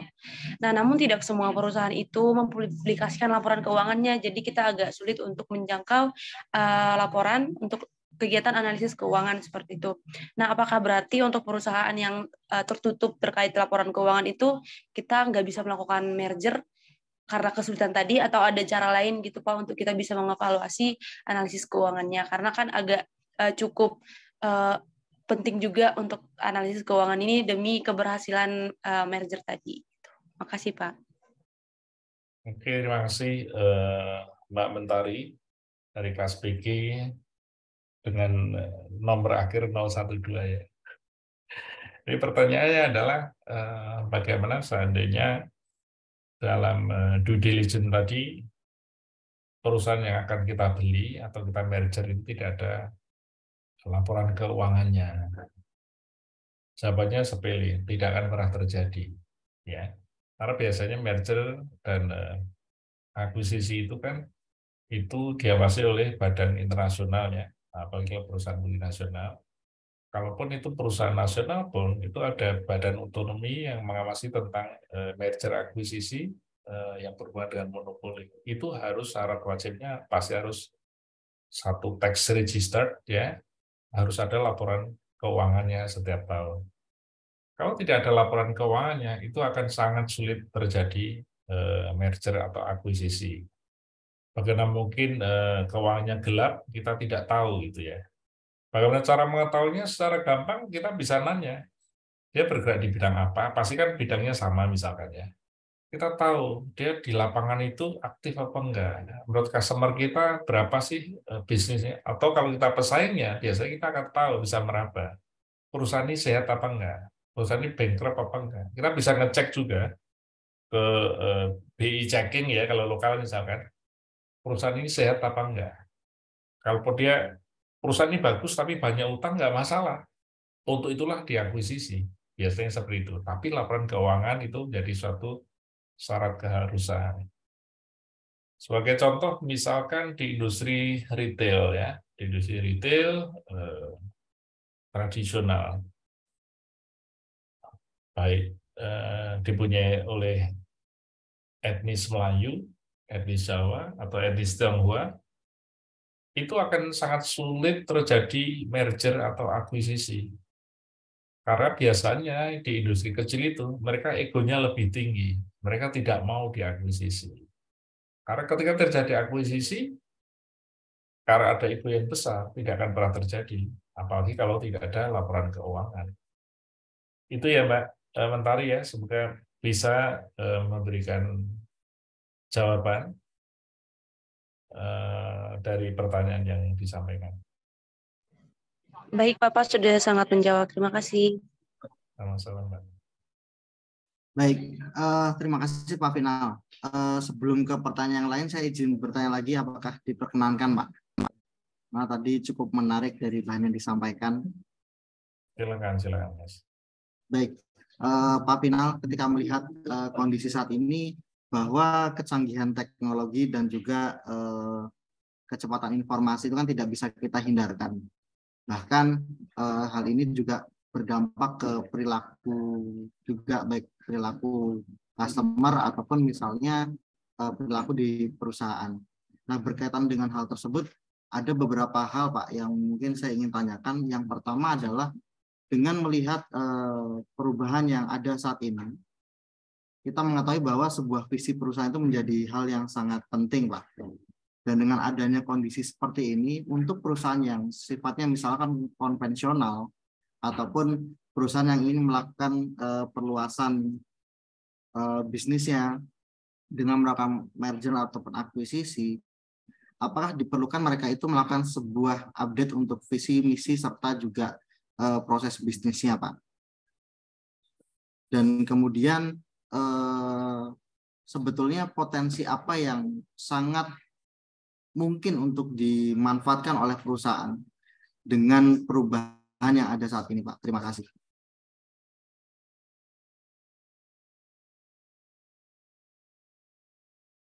Oke, baik, Mas Dunga, atas pertanyaannya yang luar biasa ya. Jadi pertanyaan tentang visi dari perusahaan dengan perubahan yang sangat pesat ya. Sekarang kita di era disruption ya. Jadi ketidakpastian di era VUCA, ketidakpastian yang sangat besar, volatility, uncertainty, ya, complexity, itu persaingan besar sekali. Perubahan itu besar sekali. Perubahan itu bisa terjadi dari, kalau ngomong 3C misalkan, dari market sendiri. Market itu ada customer, ada kompetitor, ya. Dan di satu sisi perusahaan, internal company harus berubah. Apakah visinya harus dirubah? Nah, itu kembali lagi ke company-nya. Kalau company-nya mau stick terhadap bisnis yang ada, visinya misalkan pengen jadi market leader di bisnis tersebut dalam sekian tahun ke depan. Mungkin visinya tidak harus diubah, tapi misinya yang harus diubah. Action, step-step menuju ke sananya berubah. Karena sekarang di era digitalisasi, semuanya harus ke arah digitalisasi. Ya. Walaupun itu perusahaan keluarga, digitalisasi menjadi hal yang sangat penting ya. Mungkin adik-adik melihat perusahaan keluarga itu sebelah mata. Jangan salah. 90% bisnis di dunia ini dikuasai oleh perusahaan keluarga. Ya. Perusahaan Bakri, kemudian perusahaan Jarum, gudang garam, misalkan. hampir semuanya perusahaan keluarga. Jadi potensi apa yang bisa diraih dengan perubahan teknologi yang sangat pesat ini? Potensi yang bisa diraih adalah kita melihat opportunity bisa mengakuisisi misalkan perusahaan-perusahaan yang lemah di dalam sisi penatapan ke depan, walaupun sebetulnya perusahaan itu punya core value yang luar biasa, tapi perusahaan itu tidak adaptif. Itu di satu sisi. Terus potensi apalagi adalah kita menyiapkan talenta-talenta kita yang tentu saja sesuai kebutuhan zaman. Kalau talenta kita nggak cukup, tidak apa-apa. Kita ambil talenta dari luar, salah satu untuk merangsang talenta dari dalam ini untuk tumbuh di era yang berubah sangat sangat pesat. Mungkin itu bisa menjawab ya Mas Dunga ya? Siap. Atau masih kurang pas gitu? Bisa, Pak. Oke, terima kasih. Baik, Pak Winal, ini ada pertanyaan terakhir dari Mbak Monica Ginggi. Untuk Mbak Monica, dipersilahkan menyampaikan pertanyaannya. Baik, terima kasih atas kesempatan yang telah diberikan. Sebelumnya, apakah suara saya dapat didengar dengan jelas? Jelas, Mbak Monica. Baik, berkenaan dengan kalimat Bapak sebelumnya bahwa mayoritas perusahaan kecil yang biasanya memiliki ego lebih tinggi, saya ingin mengetahui, Pak, apa yang akan terjadi? Posibilitas apa yang akan terjadi jika dalam penggabungan usaha itu ada salah satu pihak pemegang saham yang tidak setuju dengan keputusan merger? Sekian, berikut pertanyaan yang saya lampirkan, Pak. Oke, baik, Mbak. Pertanyaannya cukup bagus ya. Bagaimana kalau perusahaan-perusahaan level yang kecil, perusahaan keluarga, itu pengen merger, tapi salah satu pihak keluarga atau pemegang sahamnya ada yang tidak setuju. Ya. Yang pasti, kalau tidak ada kesepakatan dari salah satu perusahaannya, itu tidak akan pernah terjadi merger atau akuisisi. Bagaimana caranya ini bisa menjadi merger akuisisi? Perusahaan tersebut harus menyelesaikan masalah dulu. Caranya bagaimana, Pak?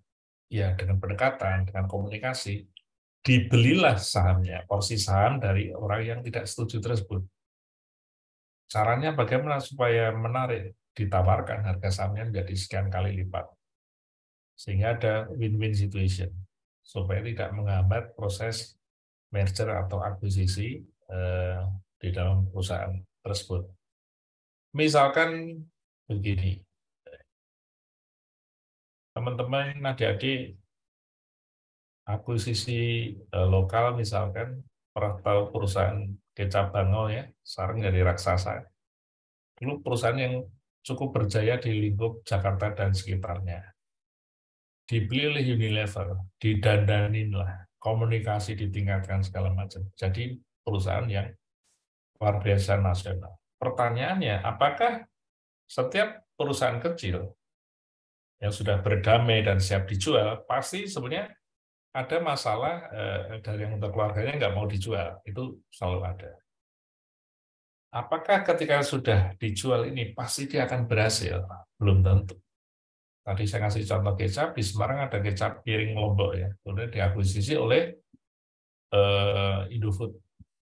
Sampai hari ini tidak menjadi suatu kecap yang berskala nasional, jauh dibanding kecap ABC ataupun kecap Bangau tadi. Jadi intinya adalah harus ada kesepakatan di satu perusahaan tersebut, kalau tidak ya tidak akan pernah terjadi merger atau akuisisi. Bagaimana caranya? Langkah-langkahnya tadi itu. Jadi yang dominasi saham itu akan membeli saham yang lebih kecil. Bagaimana seandainya pemilik saham terbesar yang mendominasi yang tidak setuju merger akuisisi? Ya tidak akan pernah terjadi. Kecuali perusahaan raksasa yang menawarkan ini membelinya dengan harga 5 kali lipat dari harga pasar. Pasti berpikir ulang. Biasanya ada kriterianya. Misalkan contoh, tadi ngomong Unilever ya, saya kasih contoh Unilever. Adik-adik tahu tahu teh Sariwangi ya. Teh Sariwangi diakuisisi oleh Unilever, dibesarkan. Tapi ada klausulnya, pemilik lamanya tidak boleh punya usaha mendirikan merek baru teh dalam masa waktu 20 tahun. Ketika setelah 20 tahun perusahaan tersebut udah berhak, akhirnya mendevelop merek baru, namanya Sari Murni misalkan, diakuisisi lagi. Kadang akuisisi ini menarik. Akuisisi itu tidak mesti akan menjadi sinergi A dan B. Kadang-kadang B ini dimatikan, dibeli tapi dimatikan. Loh, kok bisa Pak? Dibeli kok dimatikan? Diamputasi supaya pasar fokus ke perusahaan kita. Jadi hanya database yang diambil. Loh, contohnya apa Pak Final? Oke. Adik-adik mungkin saat ini akan akrab dengan OLX, ya. Ketika mau membeli barang-barang baik second ataupun baru, mau beli mobil, misalkan mau beli rumah, tanah, itu sangat akrab OLX. Zaman dulu itu ada Toko Bagus. Zaman dulu ada berniaga.com sebagai merek nomor 2. OLX itu datang dari luar. Ketika mereka datang ke Indonesia, mereka mengakuisisi Toko Bagus dan berniaga.com. Untuk apa? Untuk dimatikan. Sehingga semua database customer-nya diambil oleh OLX tadi, sehingga OLX lah menjadi besar, fokus. Ya, mungkin contoh saya sampai saya lebarin, ini bisa memberi wawasan untuk adik-adik sekalian. Terima kasih. Baik, terima kasih Pak Final. Untuk Mbak Monica, apakah ada yang ingin ditambahkan? Baik, saya izin merangkum jawabannya bahwa pemegang saham yang menolak keputusan merger berhak meminta perseroan untuk membeli sahamnya dengan harga wajar ya Pak ya? Lebih tinggi biasanya ya. Bagaimana supaya dia mau ya pasti harus lebih tinggi kan. Ya. Baik. Sebenarnya ini memunculkan pertanyaan baru Bapak. Apakah Bapak berkenan untuk menerima pertanyaan kedua saya?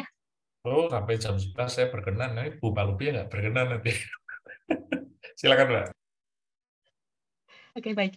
Jadi apabila ada perusahaan, anggaplah perusahaan A dan B, itu ingin melakukan merger, Pak. Apakah izin impor perusahaan B itu masih dapat dipergunakan selama proses merger ini berlangsung?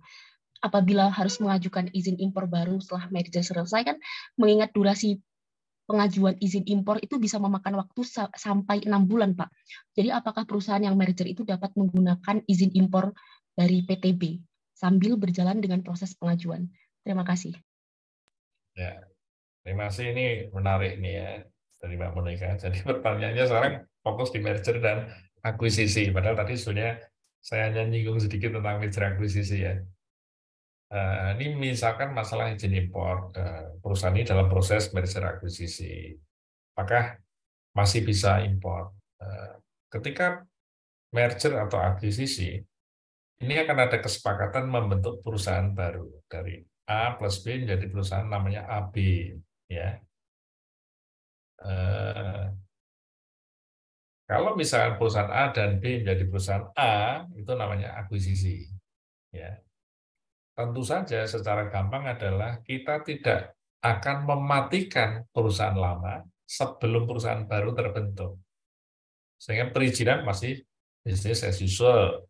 Mau impor pakai kiri, mau pakai kanan, semuanya bisa. Jadi jangan sampai merger akuisisi ini malah menghambat bisnis. Yang menarik adalah merger dan akuisisi ini tujuannya sebetulnya apa sih? Efisiensi sebetulnya. Yang kedua, meningkatkan pangsa pasar karena segmennya menjadi luas. Sehingga biasanya pada saat terjadi merger atau akuisisi, target perusahaan itu malah lebih tinggi. Kalau dia turun ya salah pimpinannya. Gitu. Pengalaman saya 5 kali merger akuisisi itu perusahaan tumbuh lebih besar. Ya, semoga jelas ya, Monica ya. Jangan dimatikan sangat dulu jelas, Bapak. perusahaan lamanya. Ya. Sangat jelas, Pak. Terima kasih atas jawaban yang telah diberikan. Baik, Pak Final, terima kasih banyak. Selanjutnya kepada Pak Bayu, Bu Krisna atau Bu Palupi, apakah ada yang ingin disampaikan?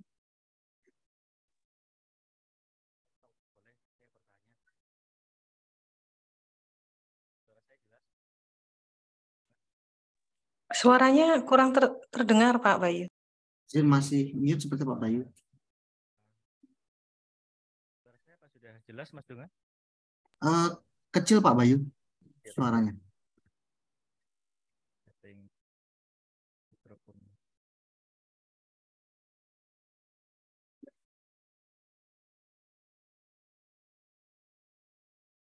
Suaranya masih belum terdengar Pak Bayu, izin.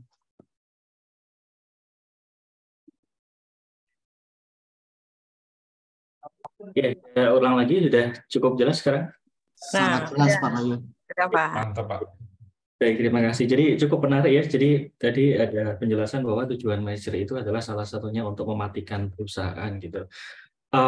Dalam kasus itu ada juga merger itu yang tidak berhasil seperti dan akuisisi juga tentunya antara Nokia dengan Microsoft yang sudah pernah seperti itu, dan beberapa lagi perusahaan itu yang melakukan merger justru nilai sahamnya justru turun seperti itu. Nah, ini saya ingin tahu ini kalau menurut pengalaman Pak Final, kira-kira penyebab utamanya apa seperti itu, sehingga rencana merger itu yang rencananya untuk membesarkan perusahaan itu justru berujung malah mematikan perusahaan seperti itu. Terima kasih Pak Bayu. Waduh, ini saya harusnya belajar sama Pak Bayu nih. Pertanyaannya sangat menarik ya, bahwa merger akuisisi itu tidak mesti berhasil. Itu sangat-sangat setuju ya. Ada tadi saya ngasih contoh bagaimana akuisisi itu malah untuk mematikan karena dulu pesaing ya, supaya dia menjadi membesar misalkan. Terus bagaimana caranya, misalkan bagaimana merger akuisisi ini berhasil? Ya, yang pertama memang kita berangkat dari visi perusahaan, dari leadernya perusahaan itu bahwa perusahaan kita akan tumbuh membesar, dan kita syaratnya adalah jangan pernah mematikan core bisnis yang paling besar. Kadang-kadang kekeliruannya adalah perusahaan A dan B, mereka malah menciptakan bisnis baru gitu. Nah, ini jadi salah gitu. Atau mereka ingin mengembangkan bisnis B yang sudah mulai ada tapi belum besar, supaya terlanjur mematikan bisnis yang lain. Nah, yang ketiga, kita harus siap dengan expertise yang dibutuhkan untuk membesarkan bisnis perusahaan itu. Ini adalah PR yang cukup menarik. Selain tadi ada merek misalkan, adalah peran human resource ya. Ini yang sering kali disepelekan. Karena pekerjaan human resource ini akan sangat penting mulai dari penyiapannya pada saat proses merger akuisisi hingga post merger akuisisi. Karena apa? Ketika proses itu terjadi, memerlukan energi yang luar biasa. Para karyawan ini mendapatkan tambahan pekerjaan di luar ordinary job. Jadi, karena merger akuisisi itu dibutuhkan data-data luar biasa. Kemudian dibutuhkan kerjasama antara perusahaan A dan B sampai menjadi suatu titik perusahaan yang baru. Itu prosesnya sangat lama. Sangat minta energi, ada egosentrisnya. Apalagi jika seorang pemimpin itu masih melihat bahwa dia melihat blognya, company lamanya. Nah, ini banyak sekali terjadi. Dan secara ego suka mengatakan, saya nggak perlu kok company B ini. Dengan company A aja, kita ambil portfolionya aja pasti sukses. Oh, itu sering sekali. Saya mendengar seperti itu sering sekali. Yang terjadi biasanya pemimpin seperti itu yang kolaps, bukan perusahaannya. Jadi kalau arah perusahaannya itu jelas, ini kasus menarik misalnya seperti ini, Pak Bayi. Saya ambil contoh pengalaman ketika kami itu di perusahaan Aventis, perusahaan Prancis, itu market leader, dibeli oleh perusahaan Bayer, perusahaan Jerman. Perusahaan Jerman ini egonya sangat tinggi ya, beralasan sangat tinggi dia sebetulnya. Tapi CEO-nya saat itu luar biasa. CEO-nya itu selama 2 tahun itu meletakkan egonya. Dia mengakuisisi, seperti yang saya katakan tadi, talent utamanya. Talentnya itu dari Aventis, karena dia lebih ngerti pasarnya. Pimpinan-pimpinannya itu dari Aventis. Itu yang membuat SDM dari Bayer itu kecewa berat sekali. Loh, gimana sih kita yang ngakuisisi kok malah yang memimpin mereka? Ya, ternyata apa? Ketika udah 2 tahun, itu sebenarnya yang diinginkan Bayer adalah alih teknologi, alih SDM-nya. Setelah 2 tahun udah well established ini, Bayer dengan tim yang baru plus Aventis, namanya ikut Bayer karena akuisisi ya. Yang dilakukan adalah mengganti pemimpin-pemimpinnya itu dengan orang-orang Bayer setelah 2 tahun, 4 tahun. Sambil ada contoh kasus yang lain lagi adalah contoh merger akuisisi, bedanya perusahaan Cina dan India apa? Perusahaan-perusahaan India banyak melakukan kegagalan karena dari sisi ego SDM. Perusahaan India yang dilakukan ketika mereka membeli perusahaan dari Amerika Latin, perusahaan Eropa, mereka langsung memasang top eksekutifnya dari orang India. Ini kesalahan besar. Karena mereka pikir mereka lebih tahu. Dengan pintar ngomongnya, itu dipikir lebih tahu. Perusahaan Cina sebaliknya, ketika mereka mengasumsi perusahaan Israel, yang jauh lebih advance, mengasumsi perusahaan Eropa, jauh lebih advance. Yang mereka lakukan adalah, mereka countdown. Mereka tidak ikut proses di dalamnya. Mereka hanya memasang di sisi finansial. Tapi top eksekutifnya adalah di perusahaan yang diakuisisi. Tidak pernah mengganti orang-orang Cina dipasangin. Sampai hari ini, saya sudah 8 tahun di perusahaan yang diakuisisi itu, tidak terjadi hal tersebut. Perusahaan tetap multinasional, hanya ownernya perusahaan Cina. Dan tentu saja Pak Bayu banyak hal lain yang membuat kenapa perusahaan ini berhasil atau tidak, selain yang saya sebutkan tadi ya, ada beberapa faktor. Misalkan kalau dari sisi supply chain, ya, karena namanya merger akuisisi adalah bagaimana lebih efisien ekonomis. Mereka mensinergikan. Biasanya kita membeli partai kecil di perusahaan A, sekarang jadi besar, ini lebih sinergi. Nah, kalau terjadi suatu ego, kalau bukan suatu ego, mereka tetap hanya loyal sama vendor yang lamanya saja, itu ujung-ujungnya juga akan merugikan perusahaan. Ya. Apalagi perusahaan yang diakuisisi punya teknologi yang lumayan besar. Saya kasih contoh, ada egoisme Bayer juga pada saat beberapa pimpinan Bayer saat itu ketika mengakuisisi Aventis yang lebih advance dalam sisi teknologi. Dalam satu proses, pada tahun awal 2000, Aventis sudah menggunakan SAP system. Bayer belum. Mereka mempunyai sistem namanya BuyMap.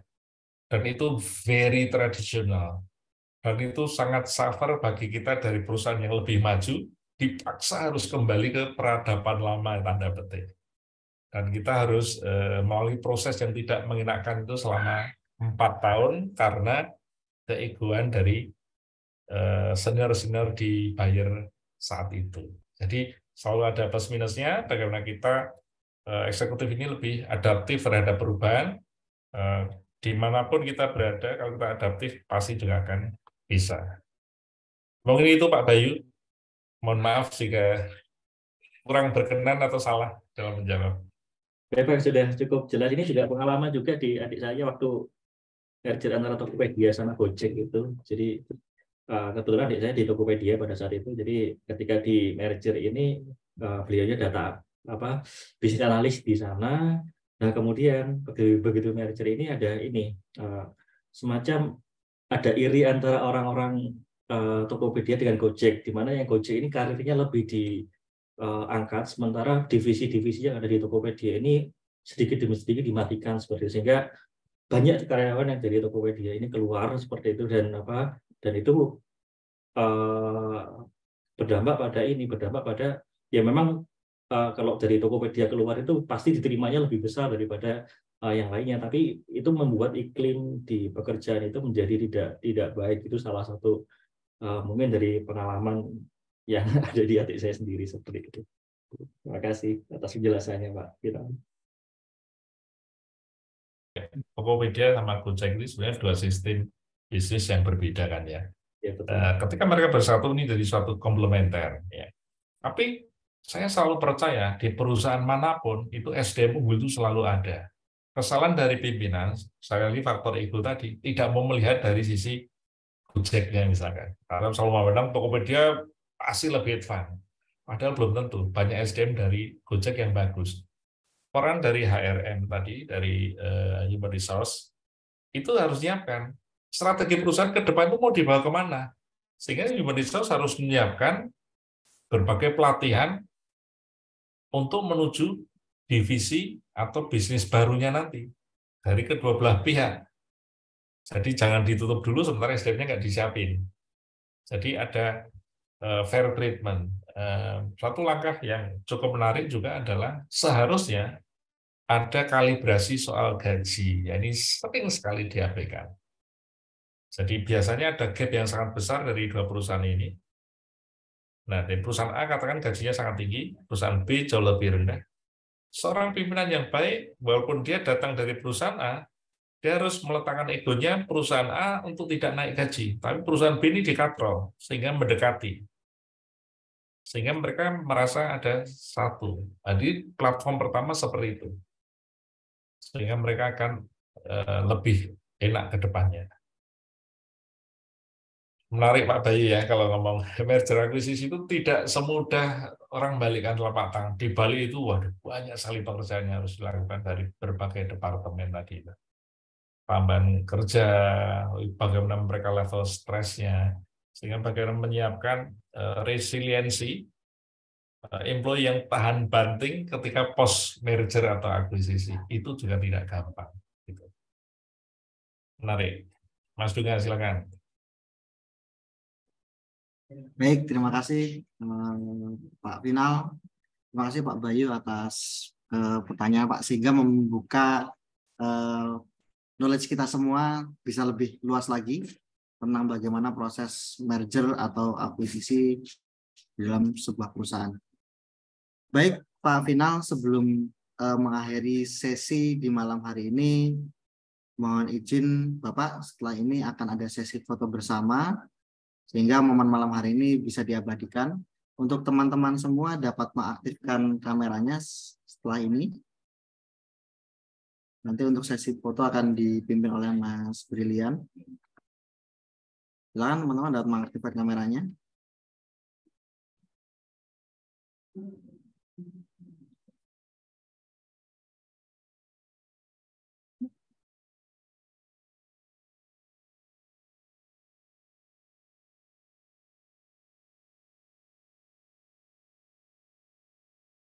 Baik, silakan Mas Brilian dapat dimulai sesi fotonya. Baik, saya mulai. Untuk halaman pertama saya foto 1, 2, 3. Untuk halaman kedua 1, 2, 3. Untuk halaman ketiga 1, 2, 3. Untuk halaman keempat 1, 2, 3. Untuk halaman kelima 1, 2, 3. Untuk halaman ke-6 1, 2, 3. Untuk halaman ke-7 1, 2, 3. Untuk halaman terakhir 1, 2, 3. Oke, terima kasih. Terima kasih Mas Brilian. Kepada teman-teman sekalian, jangan lupa minggu depan kita masih ada sesi lagi bersama Pak Final. Nanti kita akan berbagi knowledge. Untuk Pak Final, terima kasih banyak atas malam ini telah memberikan banyak sekali knowledge Pak, khususnya tentang bagaimana kita mengelola bisnis pada suatu perusahaan multinasional. Terima kasih juga Pak sudah menyempatkan hadir malam hari ini. Terima kasih kepada Bu Palupi, kepada Pak Bayu, dan juga Bu Christine yang sudah menyempatkan hadir malam hari ini. Juga kepada teman-teman sekalian yang tetap semangat di sesi malam hari ini, walaupun selama 2 hari ini teman-teman juga memiliki kegiatan bazar MED. Sekian untuk kelas kolaborasi malam hari ini. Terima kasih pada Pak Final, Bapak Ibu dosen pengampu mata kuliah manajemen strategi, dan teman-teman sekalian. Assalamualaikum warahmatullahi wabarakatuh. Waalaikumsalam. Atur nuwun Pak Final.